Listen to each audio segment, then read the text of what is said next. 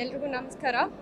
ಕೃಷ್ಣಂ ಪ್ರಣಯ ಸಖಿ ಈ ಮೂವಿ ನನಗೆ ಟೈಟಲ್ ಕೇಳಿದಾಗ ಏನಿದು ಹಿಂಗಿದೆ ಅಂತ ಅನಿಸ್ತು. ಬಟ್ ಮೂವಿ ಮಾತ್ರ ಅಲ್ಟಿಮೇಟ್ ಆಗಿದೆ. Every screen Ganesh sir appearance ಆಗಿರ್ಬೋದು, ಪ್ರತಿಯೊಬ್ಬರು ಅಪಿಯರೆನ್ಸ್ ಆಗಿರ್ಬೋದು, ಅಮೇಝಿಂಗ್ ಸಿನಿಮಾಟೋಗ್ರಫಿ ಅಂತ ಹೇಳಬೇಕು ನಾನು.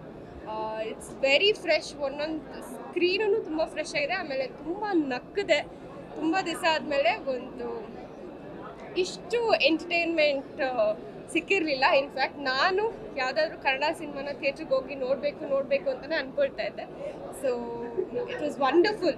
ಇಷ್ಟು ನಕ್ಕಿದ್ದು. ಫಸ್ಟ್ ಹಾಫ್ನಲ್ಲಿ ಎಷ್ಟು ನಕ್ಕಿದ್ದು, ಸೆಕೆಂಡ್ ಹಾಫ್ನಲ್ಲೂ ಆ ಕಾಮಿಡೀಸ್ಗಳಿಗೆ ಅಷ್ಟೇ ರಿಫ್ರೆಶಿಂಗ್ ಆಗಿತ್ತು.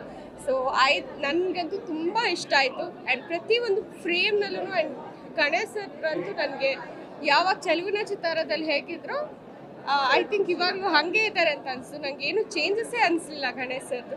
ಆ್ಯಂಡ್ ಇಬ್ಬರು ಹೀರೋಯಿನ್ಸ್ ಲೈಕ್ ಶರಣ್ಯ ಶೆಟ್ಟಿ ಮತ್ತು ಅವರು ಕೂಡ ತುಂಬ ಚೆನ್ನಾಗಿ ಮಾಡಿದ್ದಾರೆ.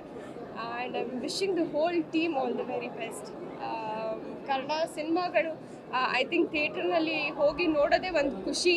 ಅದರಲ್ಲಿ ಇವಾಗ ಭೀಮಾ ಆಗಿರ್ಬೋದು ಆ್ಯಂಡ್ ಈ ಸಿನಿಮಾ ಆಗಿರ್ಬೋದು ಆ್ಯಂಡ್ ಗೌರಿ ಸಿನಿಮಾ ಆಗಿರ್ಬೋದು, ಎಲ್ಲದಕ್ಕೂ ನಾನು I will wish all the very best.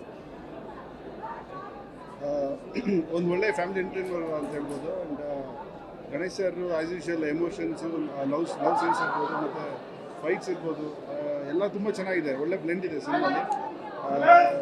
Rangana Raghu sir ಇರ್ಬೋದು, ಮತ್ತು ಸಾಧುಕಿಲ್ಲ ಸರ್ ಇರ್ಬೋದು, ಮತ್ತು ಜಗಪ್ಪ ಅವ್ರು ಇರ್ಬೋದು. ಒಳ್ಳೆ ಕಾಮಿಡಿ ಇದೆ.